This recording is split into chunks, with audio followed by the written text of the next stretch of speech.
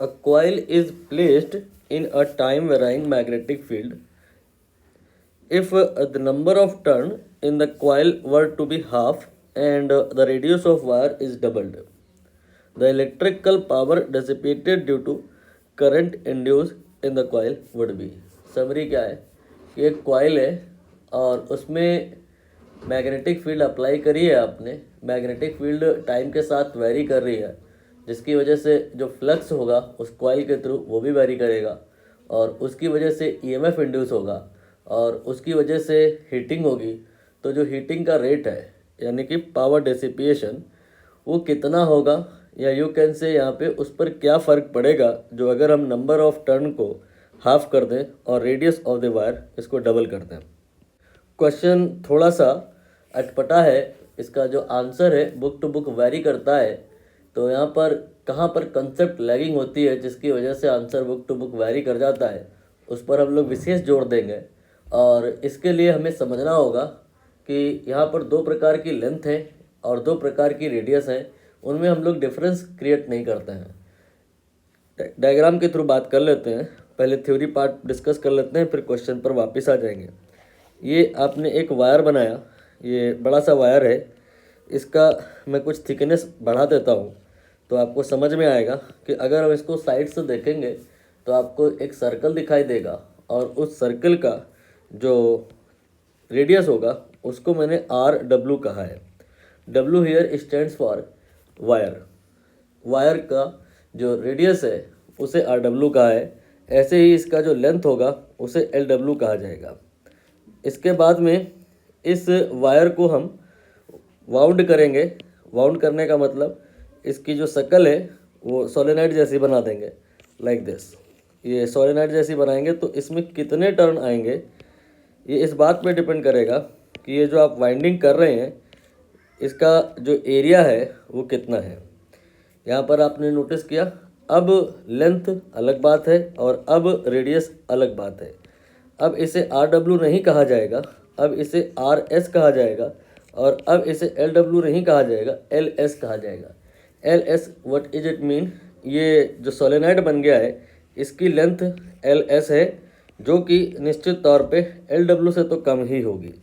Similarly जो अगर हम बात करें RS की तो वो क्या है, ये जो सोलेनॉइड आपने बनाया है इसको अगर आप साइड से देखोगे तो एक सर्कल दिखाई देगा, उस सर्कल का जो एरिया होगा वो πr² होगा, R यहाँ पर उसी का रेडियस है।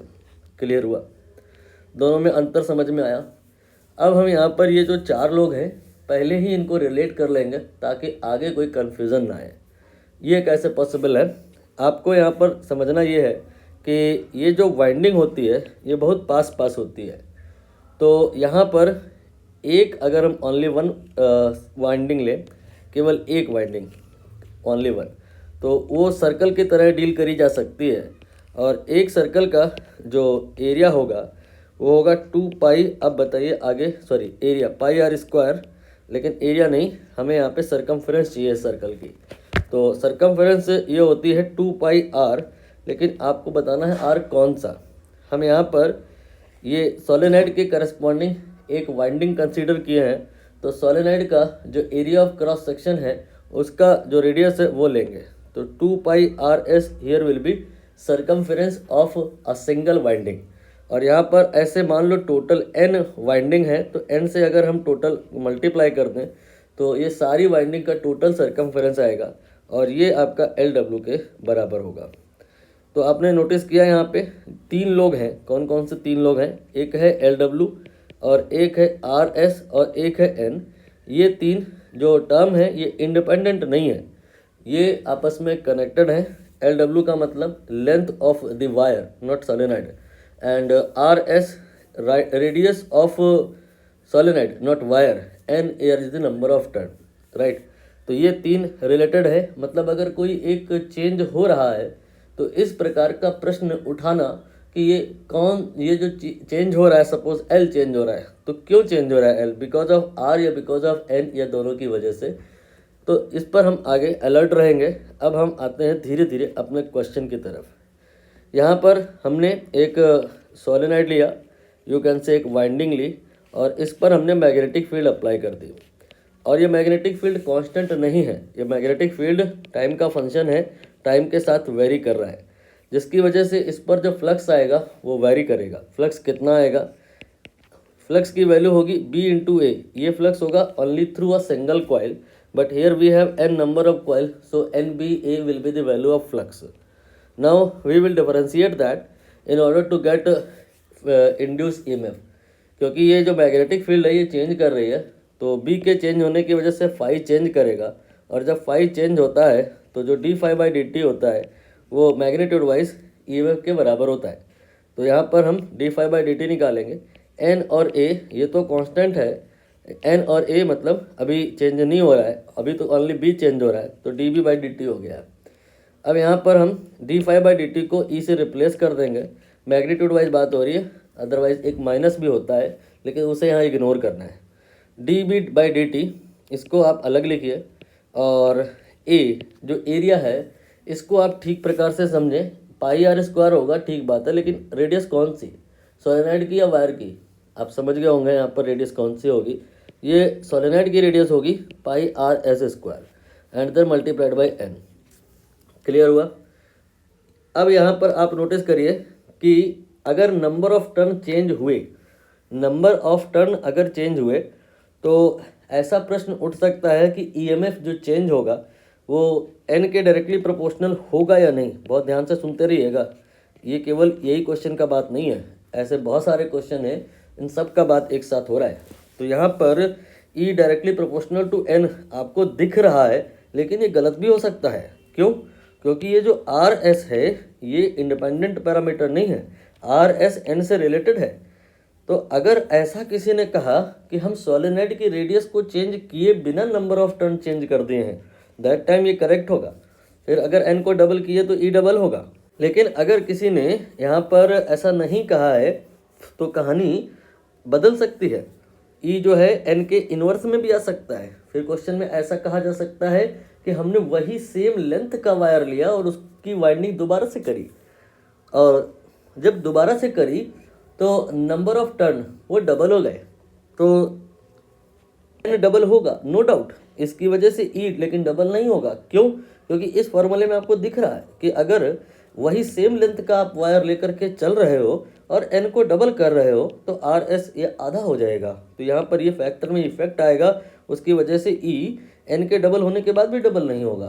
तो आपको फाइनली ध्यान रखना है प्रश्न में कि जो चेंजेस किए हैं किस चीज़ को कांस्टेंट रख के चेंजेस किए हैं। अगर सोलेनॉइड का रेडियस उसको सेम रखा है और फिर वाइंडिंग दोबारा करी है तो यहाँ पर बात अलग होगी, और अगर सोलेनॉइड का नहीं, वायर वही लिया, यही सेम वायर लिया उतनी ही लेंथ का, ठीक है, और उसके बाद में दोबारा से वाइंडिंग करी लेकिन नंबर ऑफ टर्न घटा बढ़ा दिए तो बात अलग हो जाएगी।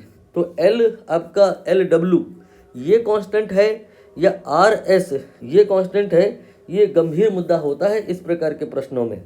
इसमें और इसमें आपको क्वेश्चन में विशेष तौर पर ध्यान देना होता है कि कौन सी चीज़ कांस्टेंट है। बाय डिफ़ॉल्ट क्या होता है, अंडरस्टूड या बाय डिफ़ॉल्ट अगर हम कहें तो ये भी आप जान लो, ये आपका होता है RS constant. By default RS को कांस्टेंट लिया जाता है। LW ये आप चेंज करा सकते हैं। अगर LW को कांस्टेंट कराना होगा तो प्रश्न में स्पेसिफिकली कहा जाएगा। E के बारे में आपको क्लियरिटी आ गई। नाउ अब आप यहाँ पर अपने क्वेश्चन पर भी बात कर सकते हैं और जनरल रिजल्ट भी प्रिपेयर कर सकते हैं। जैसे कि अगर हम यहाँ पर पावर निकालने में इंटरेस्टेड हैं तो पहले तो वो चीज़ें जो चेंज नहीं हो रही हैं उनको तो आप C से रिप्लेस कर दो। पाई और dB बाई dt ये सब एक प्रकार का कांस्टेंट है, तो जो EMF है वो RS स्क्वायर n के बराबर आ गया, और जो अब पावर होगा that will be E square by R। E की वजह से स्क्वायर होकर के आएगा जो, तो क्या आएगा RS की power 4 n square and divide by R। R क्या है? रेजिस्टेंस। रेजिस्टेंस इसी सोलेनॉइड का लिया जाएगा, क्योंकि प्रश्न में सफा सफा कहा है इन्होंने कि इसको आपने ऐसे क्या कर दिया है, शॉर्ट सर्किट कर दिया है। एक बार आप क्वेश्चन फिर से पढ़ लेना। तो यहाँ पर कोई अलग से रेजिस्टेंस तो लगाया नहीं है, इसलिए आपको यहाँ पर जो R रेजिस्टेंस लेना है, कॉइल का इटसेल्फ लेना है। यहाँ पे ऐसा कुछ आप नहीं कर सकते।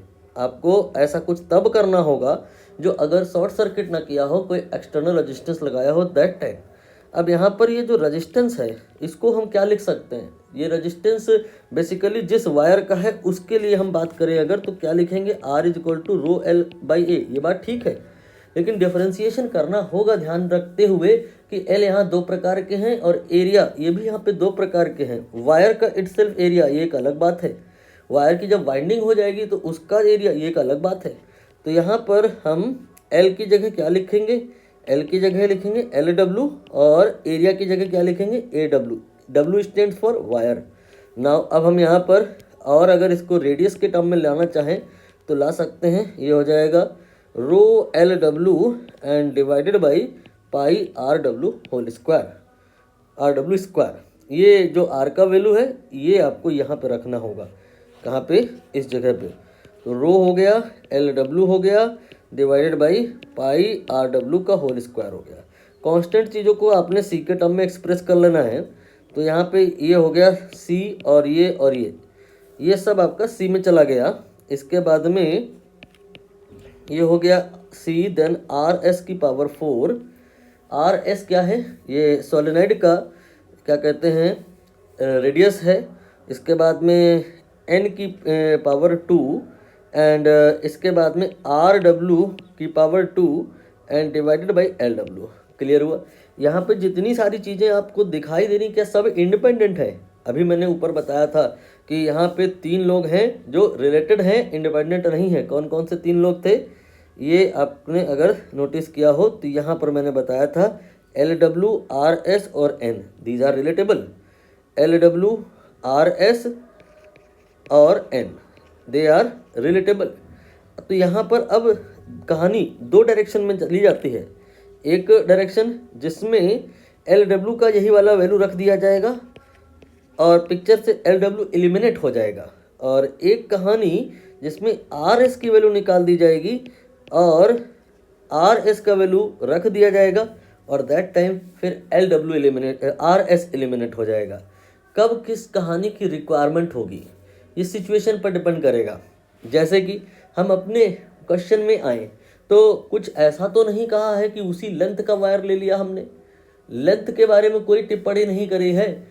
तो फिर बाय डिफ़ॉल्ट कंडीशन हम फॉलो करेंगे। बाय डिफ़ॉल्ट कंडीशन क्या है कि जो रेडियस है सोलेनॉइड की आर एस ये कांस्टेंट है। मतलब जब दोबारा हम सोलेनॉइड बनाए हैं तो उतनी ही रेडियस का बनाए हैं। हाँ, नंबर ऑफ टर्न को बढ़ाने के लिए, हम घटाने के लिए हम कर क्या सकते हैं, वायर की जो लेंथ है वो अकॉर्डिंगली कम ज़्यादा ले सकते हैं। क्लियर हुआ। तो अब हम यहाँ पर और ज़्यादा डेरिवेशन नहीं करेंगे क्योंकि इस कहानी का फिर कोई अंत नहीं है। कंसेप्ट पकड़ में आ जाए तो बस बात क्लियर हो जाती है, फिनिश हो जाती है। अब अपने क्वेश्चन पे आकर के हम जो यहाँ पे रिक्वायर्ड है उस पर बात करेंगे। थ्योरी बहुत ज़्यादा डिटेल में ख़त्म हो चुकी है। यहाँ पर बाय डिफ़ॉल्ट कंडीशन है, वो कैसे पता चला कि क्योंकि कहीं ऐसा नहीं कहा है कि उसी लेंथ का वायर लिया और नंबर ऑफ टर्न जो है वो हाफ किए, ऐसा नहीं कहा है इन्होंने। ठीक है, तो यहाँ पर इसका मतलब ये नंबर ऑफ टर्न हाफ इन्होंने किए हैं। दोबारा जब वाइंडिंग बनाई है तो यहाँ पर जो सोलेनॉइड बना है उसका जो रेडियस है वो उतनी ही लेंथ, उतनी ही क्रॉस सेक्शन एरिया का है। से ये बात कट टू कट क्लियर हो गई कि जो दूसरा वाला केस है उसमें जो लेंथ है वायर की जिससे सोलेनॉइड बनाया गया है वो उतनी ही लेंथ का नहीं है, आधे ही नंबर ऑफ टर्न बन पाए हैं। इसका मतलब अब लेंथ आधी है। आपको अगर ऐसे समझ में आया तो ठीक है, नहीं तो आप 2 pi R into N S equal to L W इससे अप्रोच कर सकते हो। आर यहाँ पर आर वायर का है, ठीक है, सॉरी 2 पाई आर वायर का नहीं सोलेनॉइड का है। तो यहाँ पर अगर सोलेनॉइड की रेडियस चेंज नहीं हो रही है बाय डिफ़ॉल्ट तो ऐसा ही होता है, तो फिर यहाँ पर ये सब कुछ कांस्टेंट हुआ, N S proportional to L W हुआ। तो सोलेनॉइड का यहाँ पर जो नंबर ऑफ टर्न है वो अगर आधा हुआ है तो इसका मतलब लेंथ वो भी आधी हुई है। तो इस बात को अंडरलाइन करिए। किस बात को, number of turn in coil were to halved. ये लाइन अपने आप में इनडायरेक्टली ये मैसेज दे रही है कि जो एल डब्ल्यू है वायर की लेंथ वो भी आधी हो गई है, एन ये भी आधे हुए हैं, और आगे कहा इन्होंने radius of the wire, radius of solenoid नहीं, रेडियस ऑफ वायर ये भी आधा हुआ है। तो बताना है पावर डिसिपिएशन में क्या फ़र्क आएगा। अब आप चाहो तो कर सकते हो, चाहो तो नीचे ये डायरेक्ट स्टैंडर्ड रिजल्ट लिखा है उसका यूज़ करके भी आप कर सकते हो, लेकिन अब जब मैंने पूरा बता ही दिया है तो हम इसको क्यों यूज़ करें, हम यहाँ पर जितना बताया उसका यूज़ करके अप्रोच कर लेते हैं।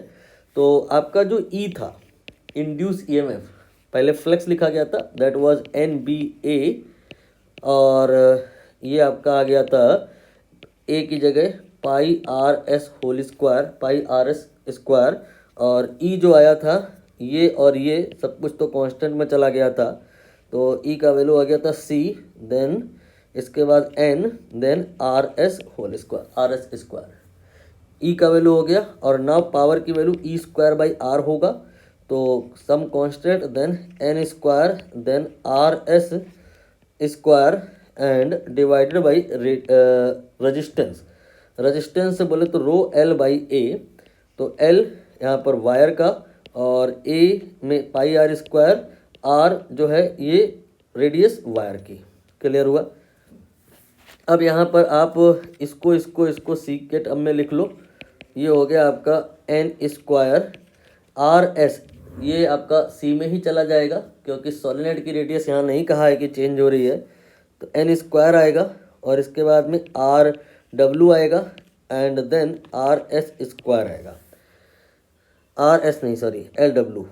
ठीक है, क्या एल डब्ल्यू ये हम कांस्टेंट ले सकते हैं? मैंने अभी बताया इसको हम कांस्टेंट नहीं ले सकते हैं। एन ये आपका आधा हुआ है, उसकी वजह से ये 1/4 हो जाएगा।